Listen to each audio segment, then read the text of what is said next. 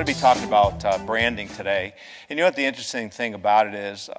I never took a business course. I never went to school for business. I just went to college for 2 years. But as I was learning everything, as I was learning lots of things, I haven't learned everything yet, but as I was learning things, the one thing that always was challenging to me was the word branding. And I really never got a good definition of what does it mean to have a brand. And as I started looking at it deeper and deeper and deeper and trying to say, well, okay, there's Apple, there's General Electric, there's Procter & Gamble, there's all these great brands. There's even this one called X, and it was even a brand. You know, the question was, what made up a brand? Well, the truth of the matter was, a brand is everything that we do. In other words, you decide what our brand is. Our goal as a company is to do something purposeful in creating that brand so that over time, it's what we want it to be. You see it how we want it to be seen. You know, we don't want to be the ordinary. We know that. None of us want to be the ordinary. You know, we want to be something a little bit better than the ordinary. You know, Jim Collins wrote the book Good to Great. What's he talk about? You have to know what you're made of. You have to know who you are. It's not about just your product. It's about knowing who you are. It's knowing what our true north is, right? It's knowing who we are internally, what makes us up as a leader, and then what makes up the entire organization. A number of years ago, I came across this article, Building Your Company's Vision. It was in the Harvard Business Review. The irony, it was written by Jim Collins well before anybody knew who Jim Collins was. And I'm reading this article, and it's kind of intriguing. You know, he talks about vision, he talks about mission, he talks about core purpose, he talks about core values, he talks about culture, and he talked about this thing called the envisioned future. And you know what the irony to it was? I'm reading this whole thing through, and I'm going, well, I know this, and I know this, and I know this, and I knew this, because I had been living it my whole life. I knew exactly what I wanted my company to be. But then, as I kept going through the article, this question came to mind. Does everybody inside my organization know what this is all about? Do I believe that through osmosis, they've picked it up simply because of my presence? And I thought, well, maybe they don't. So what I did was I said I'm going to get a team of people together. I said I'm going to get a team of people who have a real emotional commitment to the company, people who have passion for the company, people who we could get together and start asking these really tough questions to. Like, what could we be? What's the highest thing we could become? What can we do to actually affect the community? But the thing that I was looking for was, how hard would it be to accomplish? Because this is what I know. If the company's here and we come up to this vision and everybody says we can go to here, it kind of tells us there's not much energy.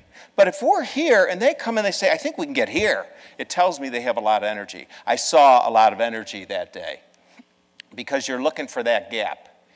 The thing was, as we were going through this process, I said, look, we're not just having a meeting today. We figured it was going to take about 8 hours. I said, we're not just having a meeting today to have a meeting today. We're having a meeting today because we want to create something. So we all have to believe the things that we talk about today can become real.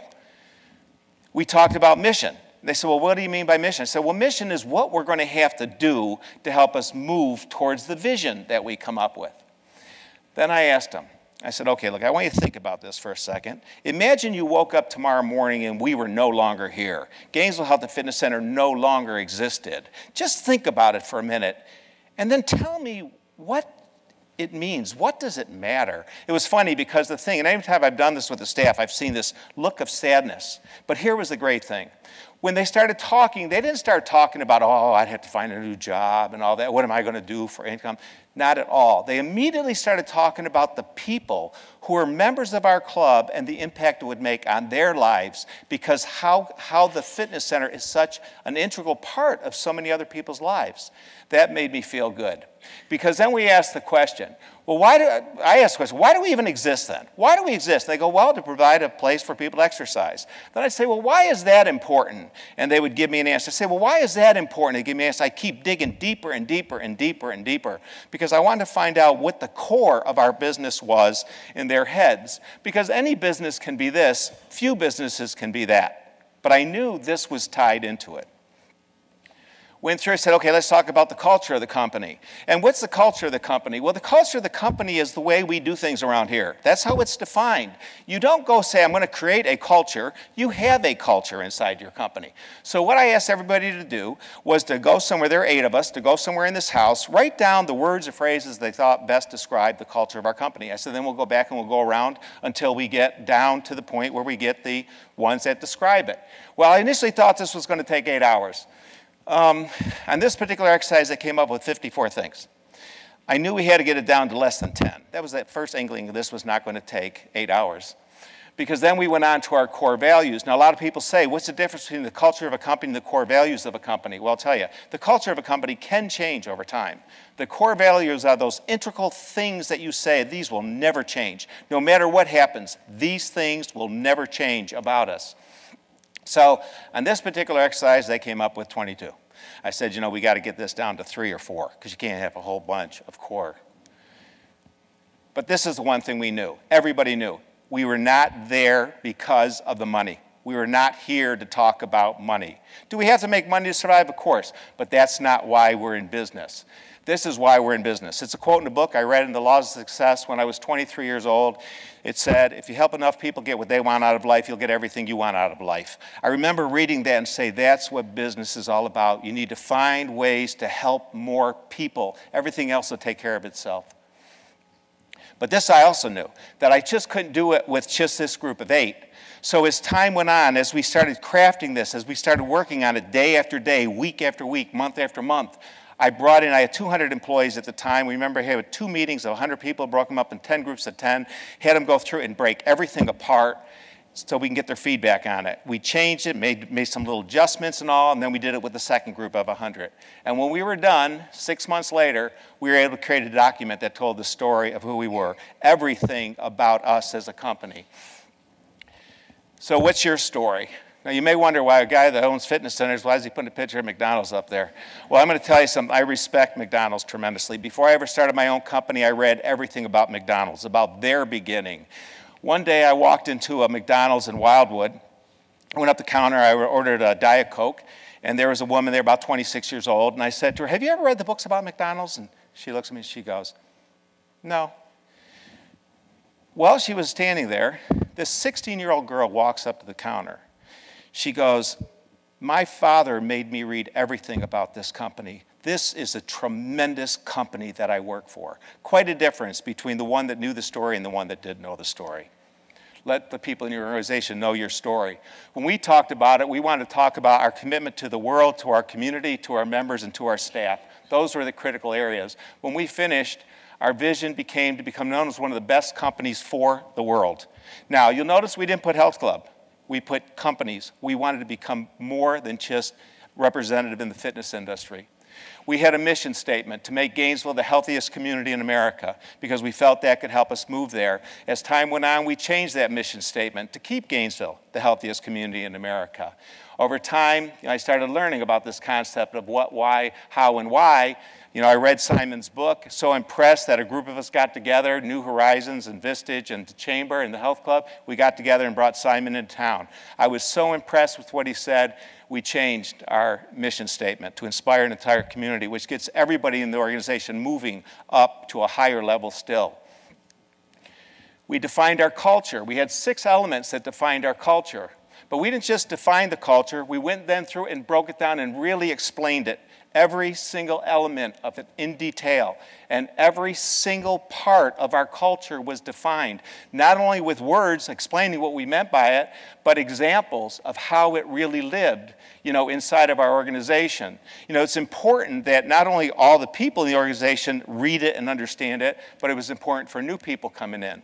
We ended up with 4 elements of our core values, and then once again, we went through and we broke it down in detail, defined each one of these things, what we meant by it, so people coming into the organization will understand what we're all about.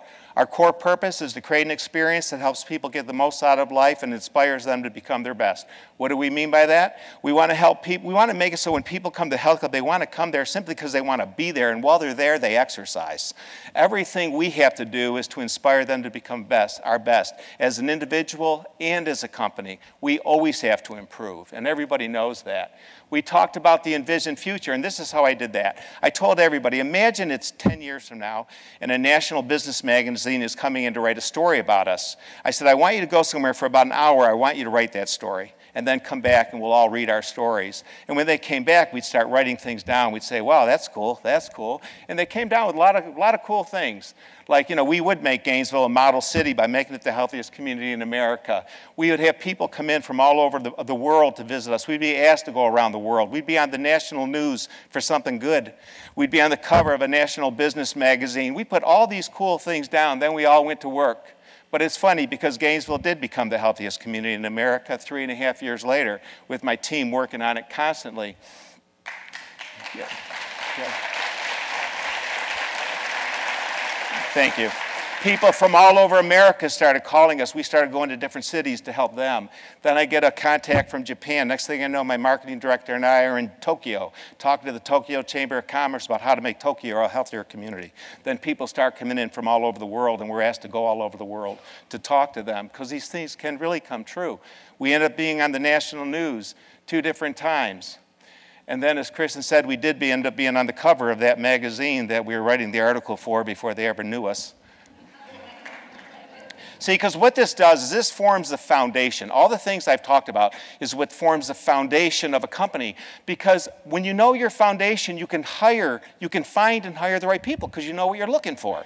So, when I first, as Kristen was saying, my first 5 years in the business, I worked for 6 companies that went bankrupt. So that was the time when I got down to my last 12 cents, when I lived in my car, and when I lived in closed down buildings, and when I lived in open buildings. But see, I read books all the time. I had to keep reading and reading and reading so that I would never give up, that I would never think anything was final, ever. But when I started hiring people, I thought, I can hire people, and what I can do is I can teach them to think the way that I've learned how to think by reading all these books. And after going through about 100 people, and maybe one of them changed, I thought maybe I should just pick winners right from the start. And I could save a lot of time. So we then started developing this process. So we came up with these processes for how we can develop our applications, our group interviews, our one-on-one interviews. We even have a workout interview. We're going to find out what you're made of. And how we go through the selection process. We did develop our own application because it's specific to us. It tells us a lot about you in relation to us. We develop the group interview processes. We develop moments of truth. We find out what people are like where they just can't answer the normal kind of questions. I mean, a lot of people ask about this because it's a real simple thing. We'll do an interview, and there'll be a conference room, and you'll be sitting there ready to be interviewed, and the supervisor will walk in and say, hey, I'll be with you in 1 second. They just need a chair some chairs next door. Grab a chair and walk out the door. Walk back in and grab a chair and walk out the door. If he walks back in, if you haven't stood up by then, grabbed a chair and walked out the door with him, the interview is over. Because it tells us a lot about you by doing the simplest little things. Okay, so that's what we try to do with a whole series of little core value tests. Well, we got to build people into a team. Now, this is the thing. I'm going to go to this slide right here. Okay, got a little bit messed up. But I'll tell you what it was. We know we need to build people into a team. Okay? And the question is, if I'm going to be built into a team, don't I have to know what my role is on the team? So the one great thing is this, one real simple thing is this. If you came to work for us, we'd say, look, you only got 3 responsibilities. It's pretty simple, just 3. Okay? Responsibility number 1 is you're responsible for the success of the entire company. That means everything is your job. Okay, number 2, you're responsible for the success of all the other departments. That means you help everywhere. And your 3rd responsibility is to do your job. Okay, that's all you got to remember. Just do those 3 things, and you got it. Okay, now a lot of you know that Socrates taught Plato, Plato taught Aristotle, Aristotle taught this guy named Alexander. And one day Alexander asked Aristotle, he said, how many is one? And he said, well, I'll get back with you tomorrow and I'll tell you the answer. And when he came back, he said, one can be a great many.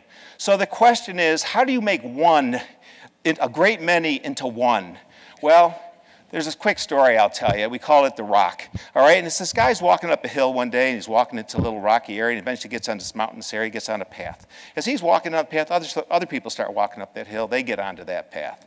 Eventually, they get to this point where there's this huge rock, a big drop-off on the left, mountain on the right. They can't go any further. So they got to work together to try and move that rock. But as the day goes on, more people get on the path. More people 10, 20, 50, 100, 150, but they're not going anywhere. So they're back at the back of the line, and they start pulling out their sandwiches, they start pulling out their drinks, and someone walks from the front of the line to the back of the line and says, do you know why we're here? They go, oh, yeah, we're having a picnic. Say, no, that's not why we're here. Here, come out with me to the front of the line. You see that rock? That's why we're here. And unless we can move that rock, we can't stay on this path. So the question is, what is the rock in your company? I mean, for us, we have to gain and retain members. If we don't gain and retain members, it doesn't matter what kind of facilities we build, what kind of hiring process we do, it doesn't matter. So we knew we have to gain and retain members, and every department knows they have to be part of doing that. So we had every department had to put together a mission statement, how their department will move it. They had to come up with the objectives of how they would reach those missions, and we all agreed on what those things were, and then we posted them. We'll get past that. But the other thing is this. If we're asking people to do certain things, we got to show appreciation. We have to have reward systems. So for the Rock, we have the Rock All-Stars. So every 6 months, we have a dinner. Between 70 to 80 people come to it. The supervisors choose the people in their group that they really believe live the Rock, and we honor them that night. So that's by the supervisors. That's by the team. But we also have it where the members can recognize employees. So we have an Eagle program in the club, and about every 45 days, we take anywhere from 20 to 30 employees out to dinner to read the comments that members make about them. Now, the interesting thing is, you'd say, well, how many comments do people write a month? I'll tell you, we have anywhere between 500 to 700 comments a month that the members write when they believe they're seeing our staff going above and beyond the call of duty. You know what the interesting thing is? A lot of them are not what we would consider Eagle comments. We consider them doing their job. But you know what the funny thing is? If you just do your job, it seems exceptional to people. You know, there's the old saying, in the land of the blind, the one-eyed man is king. You just do your job and they think it's an eagle. All right, we have the Inspired Award, which is our highest award, which is someone who really impacts so many people's lives. They earn this award. All right, but things happen when you have the right people and they're doing the right things. Like a man who's having his heart and lungs replaced, transplanted. He said, he came to the club, he said, I'm preparing to die. I just have to do the best I can. My staff took him, and because of the work my staff did, by the time he went back to the doctor, they took him off the list. They said, you don't need it as much as you needed it. All right? It's pretty powerful. Or a police officer drops dead in the health club. My staff is immediately working on him. They worked on him for 12 and a half minutes before the medical crew can be there. 30 minutes later, his heart started beating again. 4 hours later, he woke up and his mind was okay. He actually even remembered being at the health club, where the doctors at the hospital came down to thank my staff, to tell him if it wasn't for you guys, Dad, he would have never lived.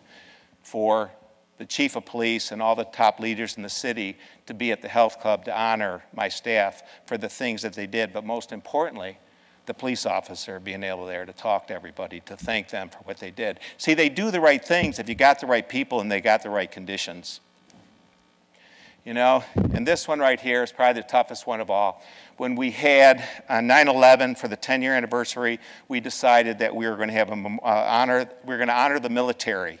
And the question is, can we pull it off without people thinking it's a PR event, because it was not a PR event, where we have not only the military show up, hundreds and hundreds of people, 500 motorcyclists, the police department blocking off the streets, the deputy sheriffs on the motorcycles, taking all the motorcyclists away, but all of the families who had lost a son being there for the event too. That's when you know that you've done the right things. Because the impact is the one that you want to make on the world, and it's what creates your brand. I believe moving from good to great really is knowing who we are first and moving on from there. Thank you very much.